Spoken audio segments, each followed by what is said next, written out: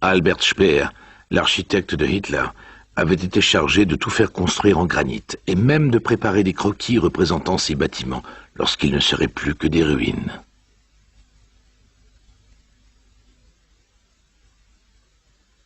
À Berlin était prévu un gigantesque édifice avec une coupole de 220 mètres de haut, dans lequel 180 000 personnes pourraient prendre place. Un bâtiment de culte sacré destiné à la glorification de la race nordique, aux yeux de Hitler, la plus ancienne et la plus sublime du monde.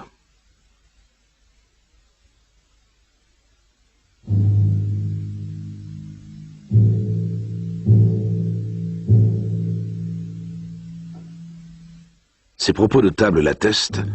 Pour lui, l'origine des Aryens ne remontait pas aux Germains, mais à des civilisations disparues dont seuls parlent encore les mythes et les légendes.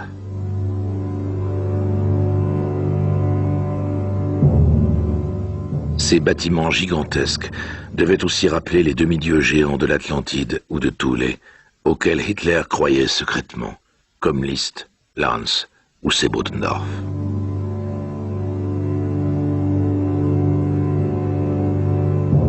Alfred Rosenberg, l'idéologue en chef du NSDAP, issu de la Thule-Gesellschaft, défendait des convictions tout à fait analogues. Dans son livre « Le mythe du XXe siècle », il parle de l'Atlantide comme si c'était de toute évidence la patrie originelle des Germains.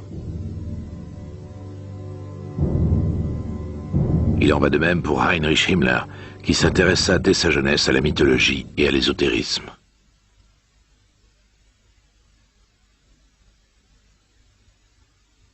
Le chef de la SS fonda en 1935 son propre institut de recherche, baptisé Ahnenerbe, héritage des ancêtres, pour prouver scientifiquement que les premiers courants intellectuels de l'humanité ne prenaient pas leur source en Orient, mais dans le Grand Nord.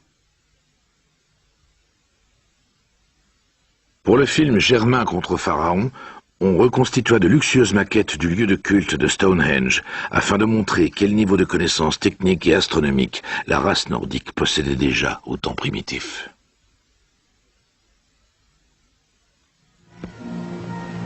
Sinn und Zweck dieses Bauwerks sind nun aber für die Kultur des urnordischen Menschen von einer ganz besonderen Beweiskraft. Über seine Bestimmung als Grabmal eines nordischen Königs hinaus ist es nämlich Kultstätte, Kalender und astronomisches Observatorium zugleich.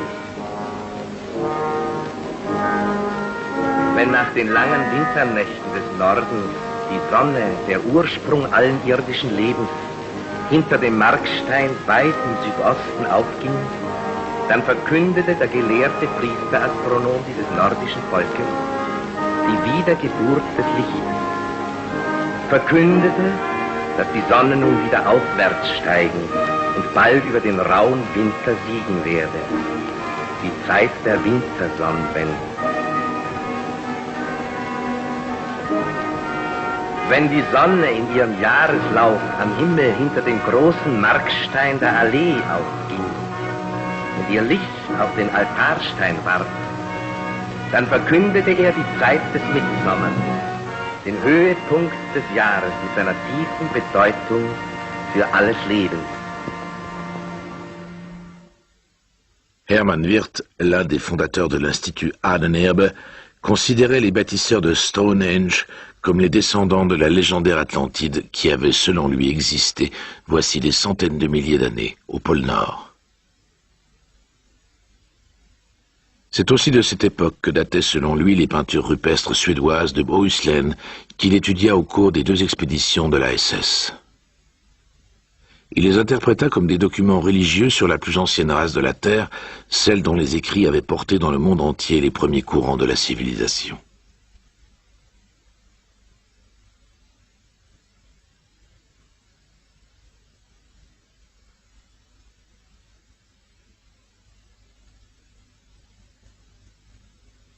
Au lieu d'aborder ces témoignages impressionnants de l'âge de bronze, en tentant de les dater de manière réaliste et de les interpréter avec prudence, Wirth les détourna au profit des objectifs mégalomanes et patriotiques du Troisième Reich. Il en est de même pour Karl Maria Wiligut, l'un des personnages les plus impénétrables à ce jour au sein de la SS. Il fut 6 années durant un proche collaborateur de Himmler et dirigea son propre département chargé des questions mythologiques et ésotériques. Willigoth pensait descendre d'une antique tribu gothique, les Willigoths, et disposer de ce qu'il appelait le souvenir héréditaire qui lui permettait de plonger avec clairvoyance dans l'histoire millénaire de la race nordique. Une formation spéciale assurée par son grand-père lui avait, disait-il, appris à ranimer les strates les plus profondes du souvenir dans son subconscient. Il entreprit effectivement des voyages de recherche pour la SS afin de retrouver les derniers restes d'une religion primitive germanique très ancienne qu'il croyait reconnaître dans les sculptures de pierre, les épigraphes en runes et les lieux de culte.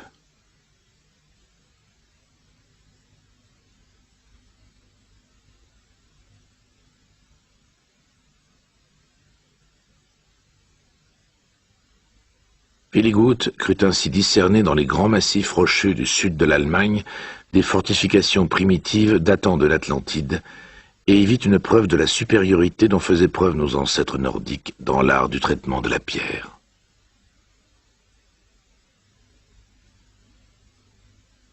Il ne fait aucun doute qu'il existait encore à cette époque en Allemagne des traces d'un univers religieux pré-chrétien dans les églises, les lieux de culte, les contes et les légendes.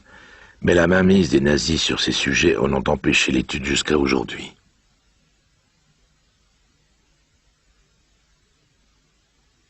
Himmler lui-même croyait que l'on pouvait encore trouver au Tibet et au Pérou des traces de l'Atlantide. Selon lui, les survivants de cette culture s'y étaient réfugiés sur les hauts plateaux après les grands déluges. Une expédition au Tibet, cofinancée par la SS, fut chargée de confirmer ce genre de thèse en 1939. Mais son chef, Ernst Schäfer, un scientifique lucide, s'y refusa.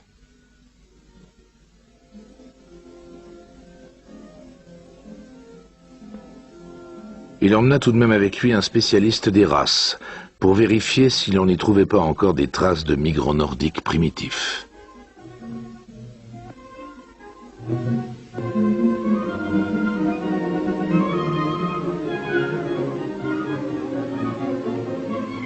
Größe der Füße, Länge von Arm und Hand, Farbe der Augen und der Haut. Alles wird notiert.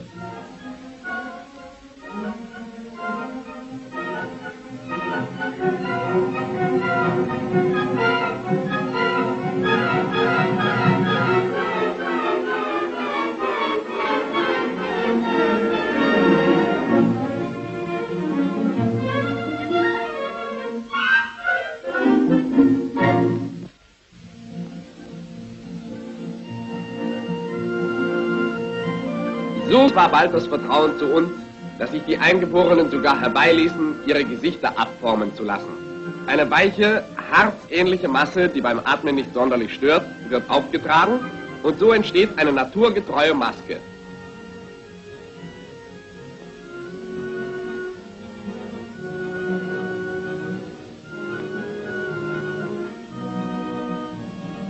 In den Augenblicken hilfloser Finsternis aber legt sich die alte Dämonenfurcht wie ein Albdruck auf das naive Gemüt des Eingeborenen.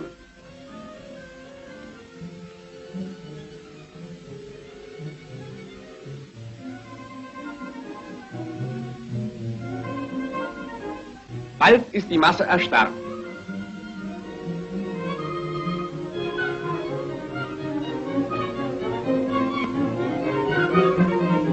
Es ist ein lösender Augenblick für alle Beteiligten, als endlich die Maske abgenommen wird.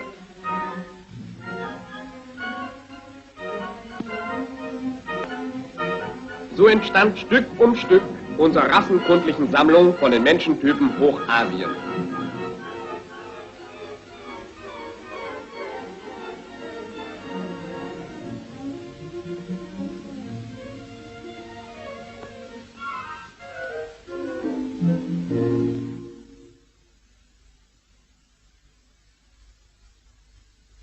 Les fantasmes de Himmler sur l'origine de la race aryenne de l'Atlantide ont eux aussi été influencés par Guido von List et Lanz von Liebenfels.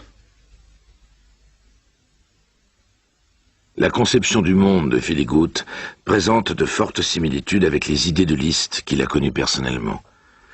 Richard Anders, un autre SS passionné d'ésotérisme, était lui membre du nouvel ordre des Templiers de Lens.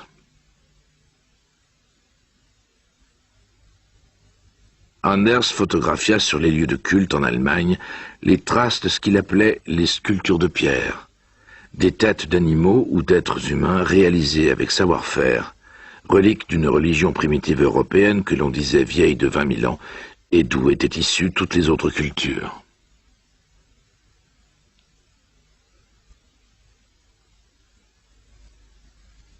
De tels monuments, qui, prétendait-on, remontaient aux temps les plus anciens, étaient censés rappeler à l'Allemagne qu'elle était de nouveau appelée à assurer la direction intellectuelle de la Terre.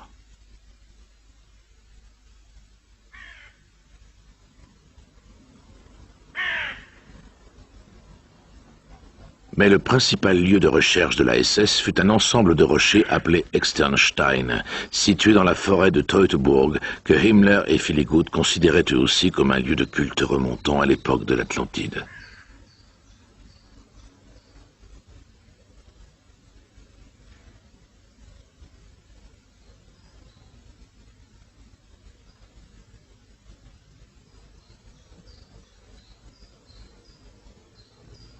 Dans les années 30, la SS y mena des fouilles pour prouver l'existence d'un sanctuaire germanique, sans succès.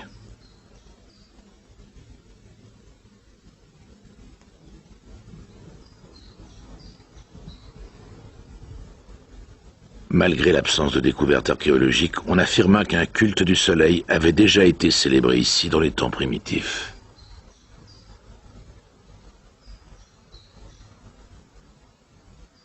On prétendit aussi que la grotte était une caverne de culte où l'on célébrait le solstice d'hiver. En fait, il s'agissait sans doute d'un lieu de méditation pour les ermites chrétiens.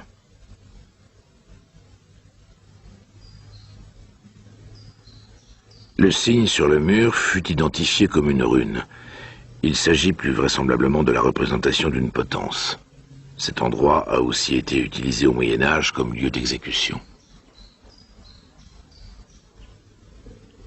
Une cavité située au sommet aurait également, selon eux, servi à la fête du solstice d'été, car le soleil y apparaît le 21 juin derrière une ouverture ronde au-dessus des cimes.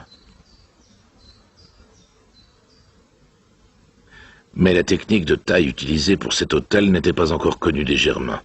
Il s'agit plus probablement de culte pré-chrétien avec des éléments de culte de la nature.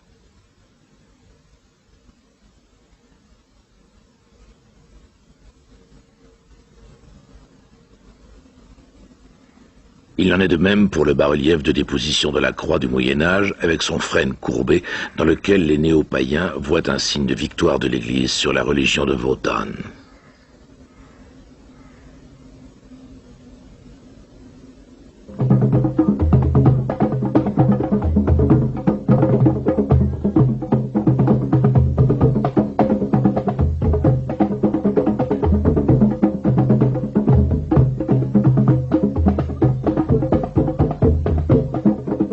Aujourd'hui encore, les Externstein attirent un public très hétéroclite, venu y découvrir le mysticisme germanique, malgré l'absence de la moindre preuve. Chaque année, le 21 juin, des néo-païens, des hippies invétérés, des tenants de l'ésotérisme et des extrémistes de droite se rassemblent pour célébrer le solstice d'été.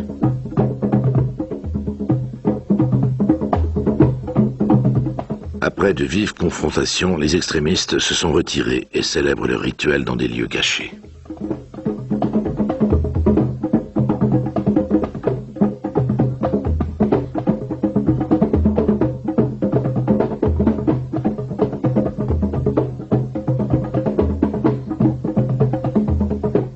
À quoi tient l'attrait de ce lieu pour de jeunes gens? Et que savent-ils de son implication dans le Troisième Reich?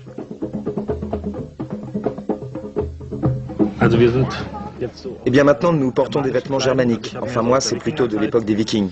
Nous sommes membres de la communauté de foi germanique de Berlin. Et nous sommes ici pour le solstice d'été. Et Bjarka est sorcière. Elle fait... Enfin, tu peux le dire toi-même. Oui, je dirige simplement le groupe de sorcières de la communauté. Nous nous intéressons aux travaux magiques et nous célébrons les fêtes de la pleine lune. Également à Berlin. Oui, à Berlin. C'est un joli lieu, tout simplement. Je pense qu'il y a là quelque chose de mystique. En tout cas, ce lieu a un rayonnement, mais positif, je pense. Ça dépend aussi beaucoup des gens qui sont ici et qui, d'une certaine manière, renforcent cette ambiance, en positif ou en négatif. Je pense que c'est simplement un lieu chargé de vives émotions, parce que c'est un décor très impressionnant.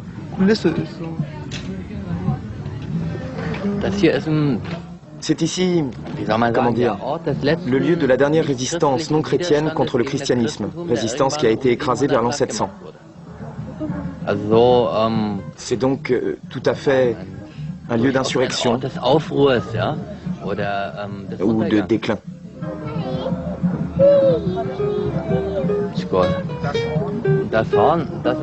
La corne, c'est de l'hydromel.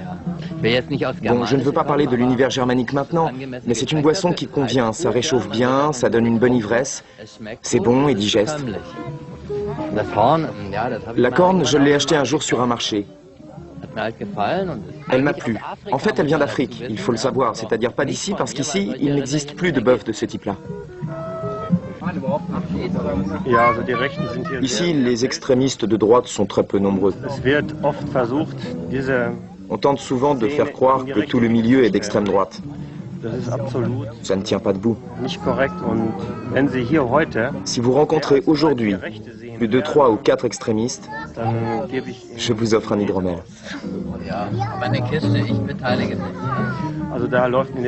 Rien, strictement rien ici ne va dans ce sens. Nous sommes absolument pacifiques. Et même si l'on établit certainement à juste titre une relation entre ce lieu et les Germains, il ne faut pas forcément faire le lien avec les 50, 60 ou 70 dernières années, même si l'on y avait certainement une très haute estime pour le germanisme. Mais notre histoire n'a pas seulement 50, 60 ou 70 années. Elle est encore un peu plus vieille. Et dans notre histoire antérieure, nous n'avons pas eu que des périodes noires. Non, les pierres sont plus vieilles que nous ne pouvons le penser et le concevoir. Cela va plus loin. Cela n'a strictement rien à voir avec la culture allemande ou ce genre de choses. Les pierres sont ici depuis plus longtemps que l'Allemagne ou la Germanie ou n'importe quoi d'autre. Je pense qu'à l'époque, il n'existait encore aucun grand cercle de civilisation dans ce sens du terme. Il y en avait d'importants certainement, mais pas de grands dans ce sens-là.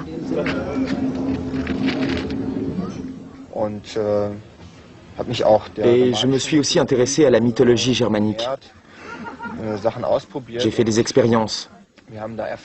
Nous avons compris lors d'une cérémonie purificatrice que les runes sont recouvertes d'une épaisse couche de boue et de saleté, parce qu'elles ont derrière elles ce triste passé, parce qu'on les a détournées. Et les runes sont pour moi des outils très efficaces pour concentrer les forces. L'important, c'est de voir leur action, leur influence. Je vois une grande difficulté à travailler ici sur les runes, et d'une manière générale, à se pencher sur le mythe et les rites germaniques. Parce qu'il faut traverser cette couche de boue déposée par le national-socialisme et faire oublier les abus commis avec les runes en les utilisant d'une autre manière.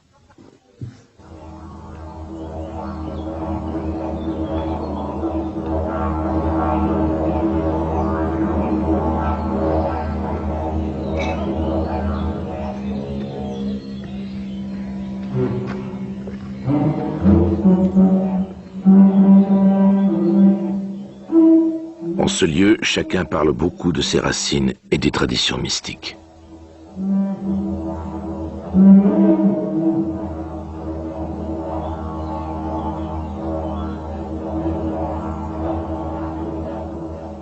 L'absence de toute preuve de l'existence d'un lieu de culte germanique n'intéresse presque personne.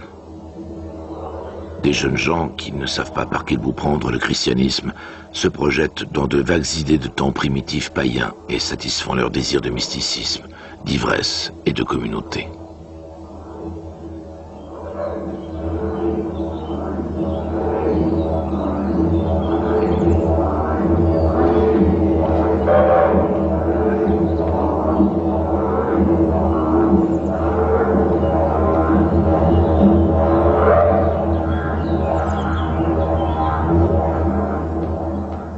loin d'être un véritable objet de recherche sur la pratique religieuse germanique, ce lieu a été transformé depuis plus d'un siècle en un mythe sur lequel on projette tous ses fantasmes personnels.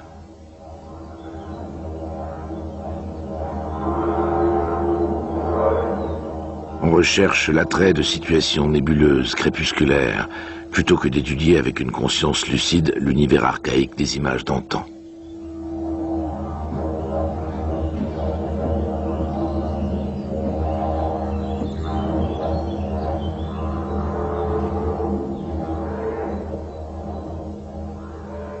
Les lieux de culte n'étaient pas le seul endroit où Himmler croyait avoir trouvé les traces d'une lignée primitive. Il se considérait lui-même comme l'incarnation du roi Henri Ier, qui avait déjà protégé 1000 ans plus tôt le peuple allemand contre la menace de l'Orient.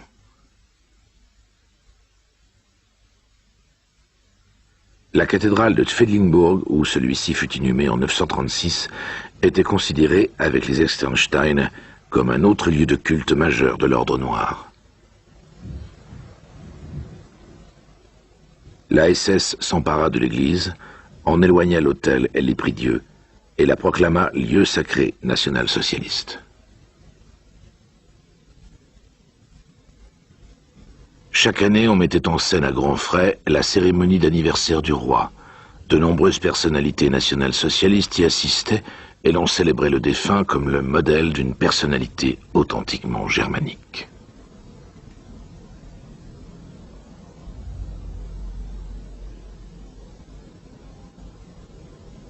Himmler affirmait que le roi lui apparaissait parfois dans son sommeil et le conseillait dans sa mission difficile.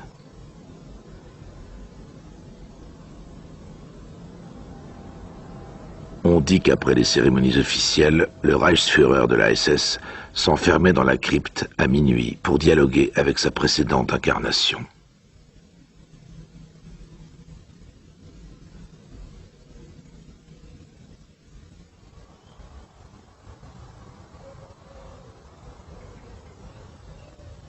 Avec ce type de lieu sacré, on tentait de placer la SS dans une longue lignée qui devait conforter et endurcir ses membres.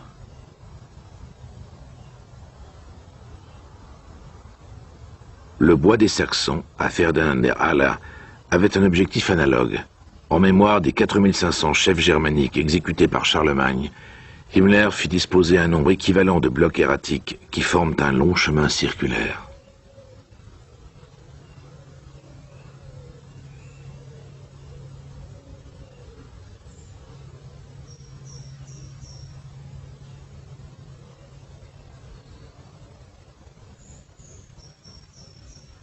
En juin 1935, au cours d'une fête nocturne, l'installation fut inaugurée par un discours de Himmler et proclamée lieu de formation de la SS. Au son d'instruments à vent germaniques anciens que l'on avait spécialement reconstitués pour l'occasion, on alluma un grand bûcher et l'on entonna la chanson « Flamme empor ».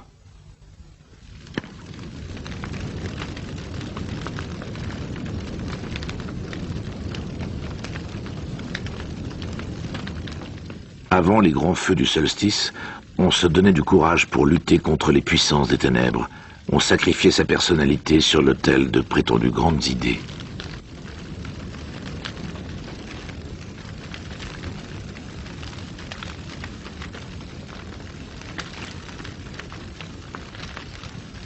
Dans le feu, on devinait l'âme des ancêtres, éternelle et indestructible, celle dont on était issu et à laquelle on reviendrait un jour.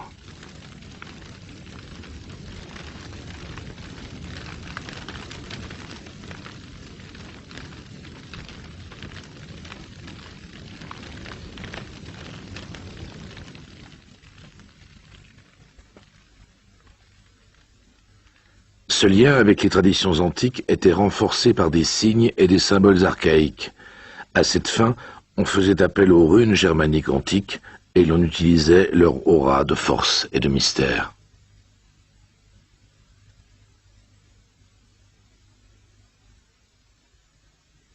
Sans s'inquiéter des connaissances scientifiques, Himmler voyait en elles les plus anciens caractères de la Terre et il les introduisit dans la formation idéologique de la SS. Le poids que même de hauts gradés de la SS accordaient à tout cela apparaît dans une lettre adressée par Oswald Paul à son fils, auquel il offrit pour son 18e anniversaire une bague ornée de runes. Mon fils, dans le splendide printemps allemand que nous a offert notre Führer Adolf Hitler, les sources ensevelies du sentiment existentiel germanique et de la vision germanique de la vie jaillissent de nouveau. L'important aujourd'hui est de proclamer de nouveau sa foi dans l'originel et l'authentique. L'important est de donner forme à la vie à partir de cet esprit-là. Dans ce but, mon fils, je reprends le droit qui revient à chaque père de famille de sang germanique et je te déclare solennellement membre autonome de la lignée de tes aïeux.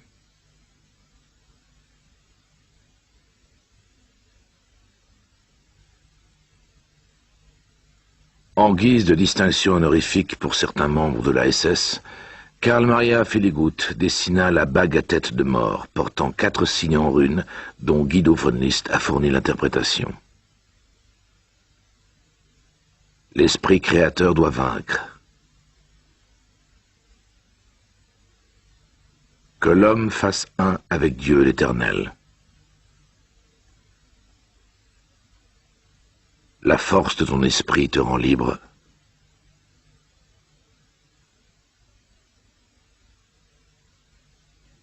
Soigne le tout en toi et tu maîtriseras le tout.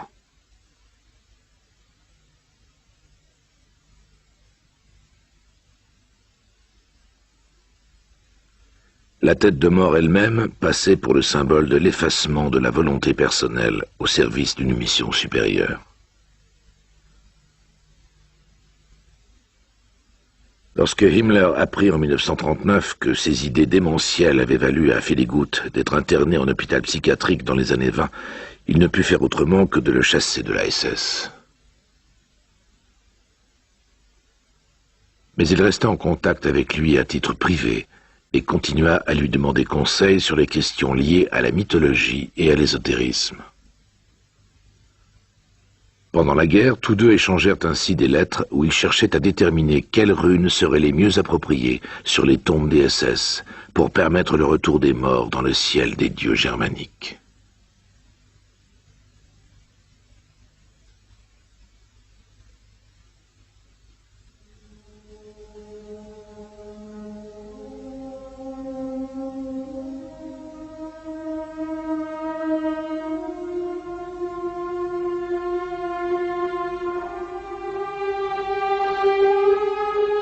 Outre l'Atlantide, les lieux de culte et les runes, Himmler détourna aussi le mythe du Saint Graal pour prouver la supériorité aryenne.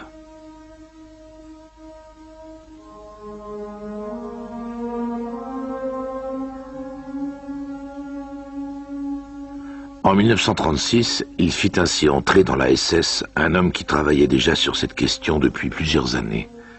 Le jeune Otto Rahn était allé dans les Pyrénées chercher le château du Graal, dont Wolfram von Eschenbach parle dans son Parsifal. Certaines données géographiques lui firent supposer qu'il s'agissait des ruines de Montségur.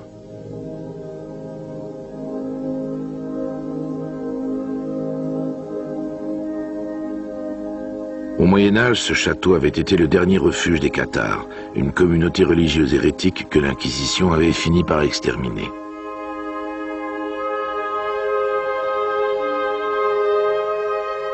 Rahn reconnaissait dans cette communauté l'ordre des chevaliers de la table ronde et du Saint Graal. Se fondant sur d'anciennes traditions celtes, elle avait constitué une opposition à l'Église romaine.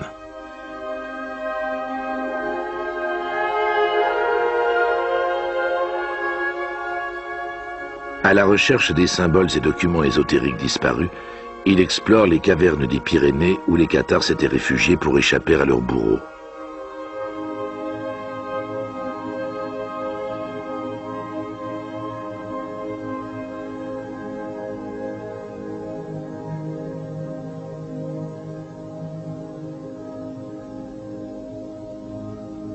Rahn était fasciné par leur château haut perché qui constituait selon lui l'expression d'un culte extrême de la pureté. L'idée de vivre à proximité immédiate de Dieu, au-dessus des bas-fonds de la vie matérielle et des désirs de la chair.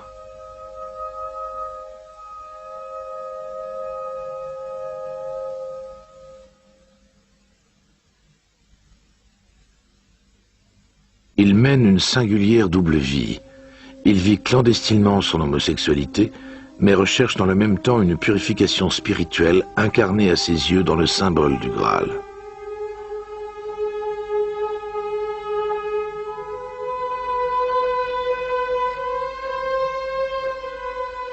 Selon Wolfram von Eschenbach, le Graal est une pierre de lumière tombée jadis sur la terre depuis les sphères célestes. Autour de lui se serait regroupée une assemblée choisie de chevaliers qui puisaient dans sa lumière la force de mener leur combat contre le mal. Un mythe qui séduisait particulièrement Himmler. Pour lui, la SS était un ordre sacré qui devait protéger la lumière aryenne contre la pénombre judéo-bolchevique. Comment Rahn entra-t-il à la SS? À part cet Obergruppenführer SS dont le nom m'échappe et que je n'ai jamais rencontré, il n'y avait pour lui qu'un seul homme important dans la SS, et c'était Himmler. Himmler seul comptait. Himmler l'avait intégré à son état-major personnel. On y trouvait des fous, des ergoteurs, et peut-être aussi des gens intelligents. C'est dans cette garde-là qu'il a été incorporé.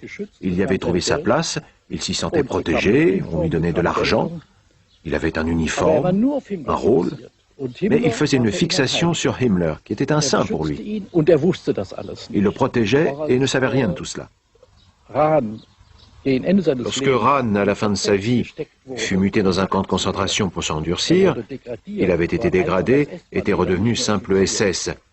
Il continuait à dire « Himmler ne sait rien de tout cela, il faut que je parle au Führer ». C'était comme une obsession. Dans un premier temps, Himmler soutient généreusement Rahn dans ses recherches sur la mythologie.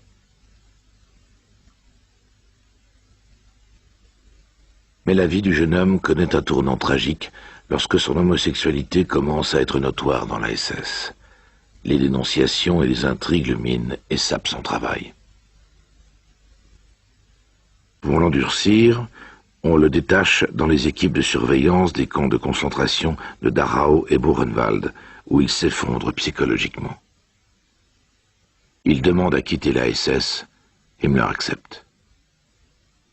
Puis il entame un voyage vers le sud qui ressemble à une fuite.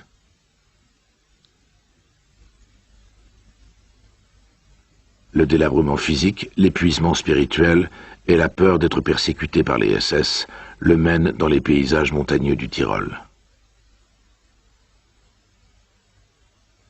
En mars 1939, des enfants qui jouent près du lit d'un torrent retrouvent son cadavre.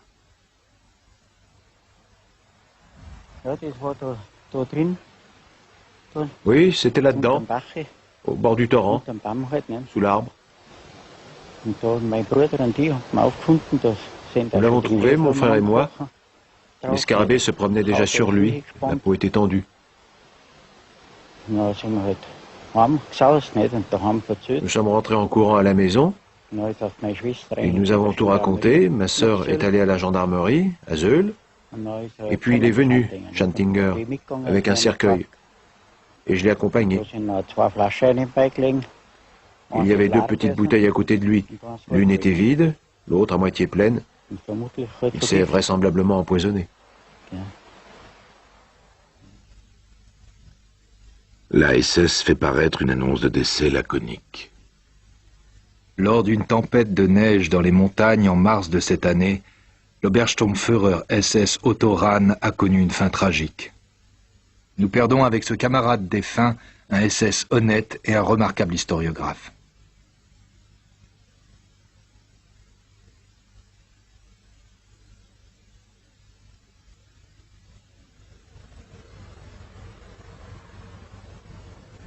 L'organisation du Wewelsburg, que Himmler a transformé à partir de 1934 en lieu de culte et de formation de la SS, est certainement due à l'influence de Rahn et de ses idées sur les ordres sacrés et sur les châteaux des chevaliers du Graal. En vue de ses travaux, il fit aussi construire à proximité immédiate un camp de concentration.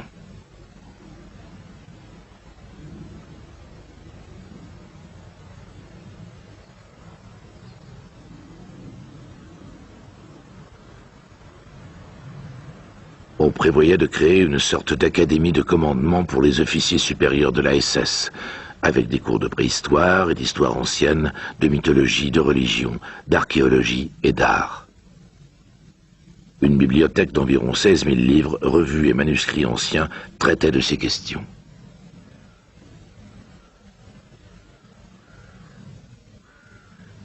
Des généraux SS de haut rang y avaient leur propre cellule d'études ornée de runes. Elles portaient des noms comme Roi Arthur, Widukind ou Henri le Lion.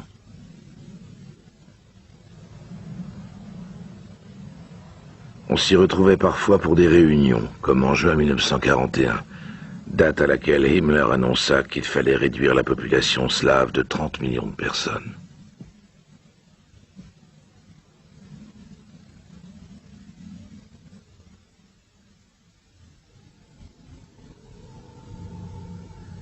Deux salles de culte construites par les détenus du camp de concentration devaient contribuer à créer une atmosphère susceptible de souder l'esprit de l'ordre de la SS.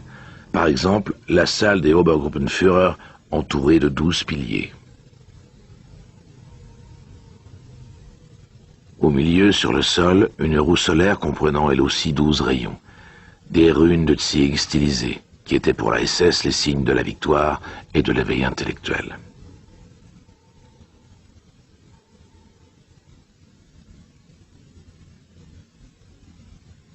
Dans les milieux d'extrême droite aujourd'hui, ce signe s'appelle Soleil Noir. Il apparaît dans des publications où l'on présente la SS comme une élite mystique dont la mission n'est pas achevée.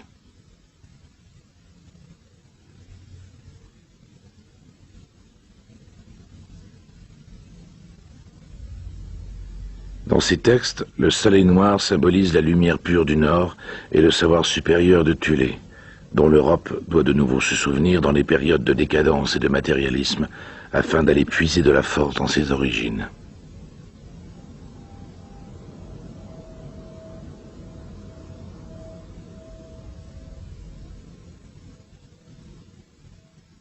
Juste en dessous de la salle des Obergruppenführer se trouve ce que l'on a appelé la crypte, une salle voûtée en forme de caveau, où l'on prévoyait de célébrer des fêtes religieuses.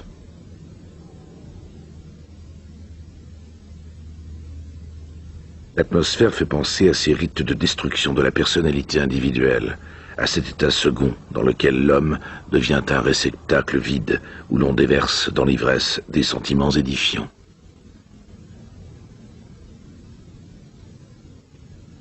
Des groupes clandestins de l'extrême droite actuelle se sentent eux aussi attirés par cette salle. La nuit, ils y entrent même parfois par effraction pour y tenir des rituels mystiques. La veille de Noël, ou plutôt le matin de Noël en 1992, nous avons trouvé la porte fracturée. Sur les 12 podiums se trouvaient des draps blancs décorés de runes. Bien sûr, nous n'avons jamais su qui avait fait ça. Mais nous savons, grâce à nos contacts avec quelques visiteurs, ou groupes de visiteurs, que la tour passe pour un lieu où on tient volontiers des messes noires ou des cérémonies du même genre. Et l'on tente sans arrêt de soudoyer nos portiers, d'obtenir la clé ou d'entrer dans cette salle à des horaires inhabituels, sous toutes sortes de prétextes. Nous devons prendre des mesures de protection très strictes pour empêcher ce genre de choses. Une fois, nous avons reçu une confession écrite d'un groupe qui disait « Nous avons pu y organiser un baptême noir, une admission dans notre ordre. Merci beaucoup. »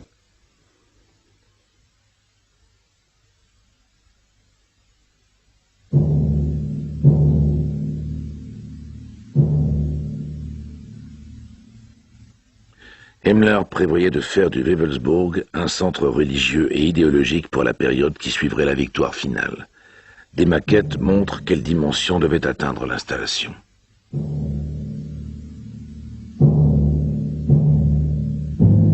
Autour des salles de culte, auxquelles on donnait le nom de centre du monde, on comptait bâtir en cercle concentrique d'immenses complexes de bâtiments qui devraient prolonger dans toutes les directions les rayons de la roue solaire. Il était prévu d'évacuer les villages situés en contrebas du château pour pouvoir inonder toute la vallée.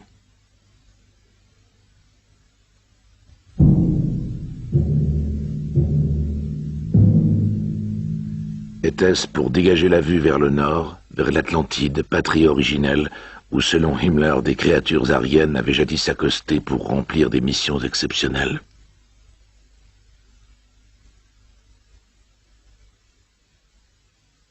L'Institut Ahnenerbe ne s'est pas occupé que de mythologie et d'ésotérisme. Il a fait aussi des expériences sur des prisonniers de guerre.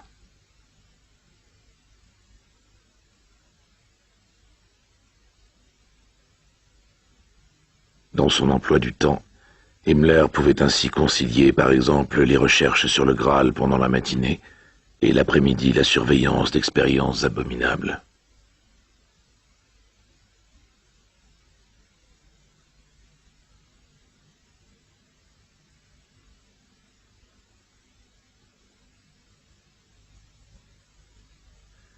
Le directeur de l'Institut Ahnenerbe, Wolfram Sievers, principal responsable de ces expériences, fut condamné à mort à Nuremberg. Avant son exécution, il invoqua une dernière fois la haute mission qui revenait à la SS.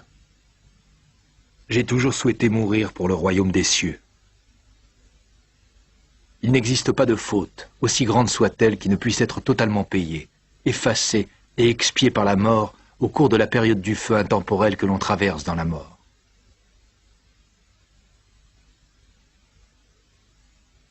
Est-ce que je me proclame innocent des faits qui me sont reprochés? Non, bien entendu, je ne ferai ainsi que me placer sur le terrain des autres. Je vais saluer la patrie, la tienne, la mienne et la nôtre, le royaume des dieux qui m'attend déjà, et je vais, au nom de Dieu, entamer mon chemin dans cette direction.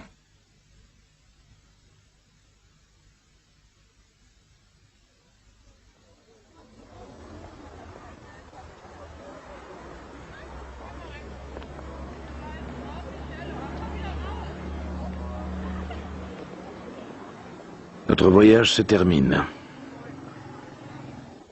Pourtant, des questions demeurent.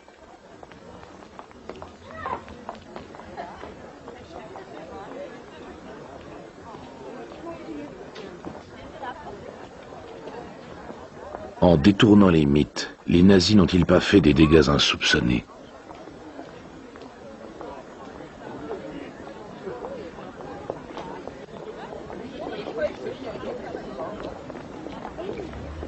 Dans une époque de vide spirituel, le Troisième Reich a proposé un succès d'années de religion dont une grande partie de la population s'est emparée.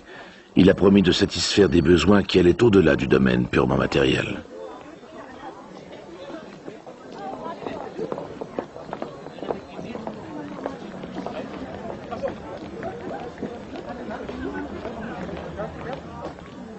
Après la catastrophe, les gens se sont réfugiés auprès de nouveaux dieux.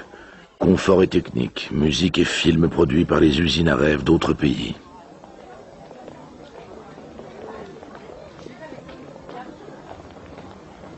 Les mythes et les traditions du pays ont été relégués au royaume des ombres et l'on s'est cru débarrassé d'eux.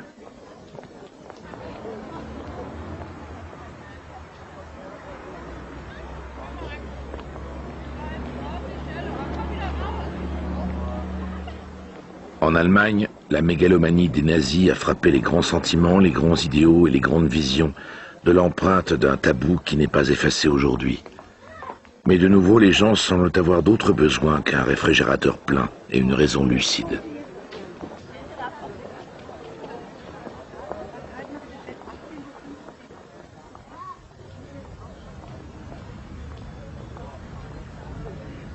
De nouveau, on semble être à la recherche de messages sacrés, de guides spirituels et de sentiers vers l'inspiration.